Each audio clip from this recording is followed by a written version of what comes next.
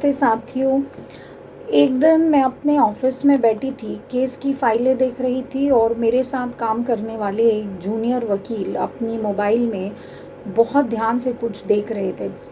मैंने सोचा शायद कोई क्लाइंट कॉल है या कोई रिसर्च कर रहे हैं, लेकिन जब मैंने पूछा तो वो मुस्कुराए और बोले, ड्रीम 11 की टीम बना रहा हूँ, आज का मैच है। उस पल मैंने सोचा, क्या ये हमारी नई पीढ़ी का फोकस बन गया है।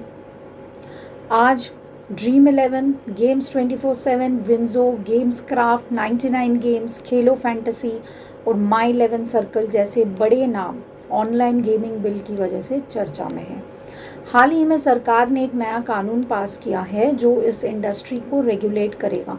हम इसका स्वागत करते हैं, लेकिन साथ ही यह भी कहना ज़रूरी है कि सिर्फ कानून बनाना काफ़ी नहीं होता, उसे सही से लागू करना भी उतना ही ज़रूरी है। कई सालों से ये प्लेटफॉर्म स्किल गेम्स का नाम लेकर जुए के कानूनों से बचते रहे हैं, लेकिन असल में ये भी एक प्रकार का सट्टा ही है जहां असली पैसे दांव पर लग जाते हैं। सुप्रीम कोर्ट ने भी कहा कि जहां पैसा जुड़ता है वहां नियम और जिम्मेदारी भी जुड़ती है। अब सरकार ने यहाँ पे जीएसटी लगाया है, लाइसेंसिंग की प्रक्रिया लाई है और यूज़र्स की सुरक्षा के लिए कदम उठाए हैं। यह एक अच्छा कदम है, लेकिन याद रखिए, कानून कागज़ पर नहीं, ज़मीन पर भी लागू होना चाहिए। ये सिर्फ गेम नहीं रह गया, ये एक लत बन चुकी है आज की युवा पीढ़ी में। मैंने देखा है कॉलेज के बच्चे, लॉ स्टूडेंट, यहाँ तक कि जूनियर एडवोकेट, स्कूली बच्चे ये गेम्स खेलकर अपना समय, ध्यान और पैसा बर्बाद कर रहे हैं। परिवारों में इनकी वजह से झगड़े, पढ़ाई में गिरावट और मन की अशांति, ये सब नतीजे हैं इस डिजिटल जुए के।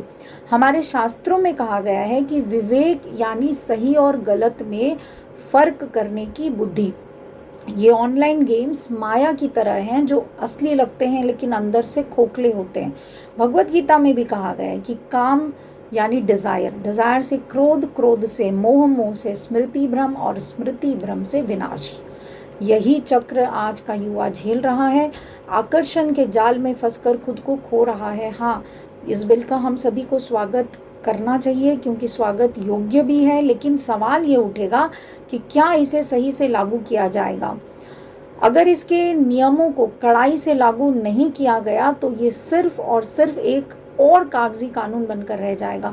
सरकार को सख्ती से निगरानी करनी होगी और हम सबको, खास तौर पर युवाओं को, सोचना होगा कि क्या हम अपना समय और ऊर्जा सिर्फ स्क्रीन और स्कोर में ही गंवा देंगे।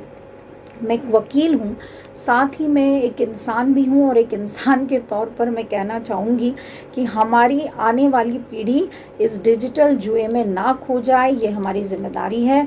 कानून से इंडस्ट्री को कंट्रोल कीजिए, लेकिन चेतना से इंसान को भी जगाइए, यही असली जीत हो।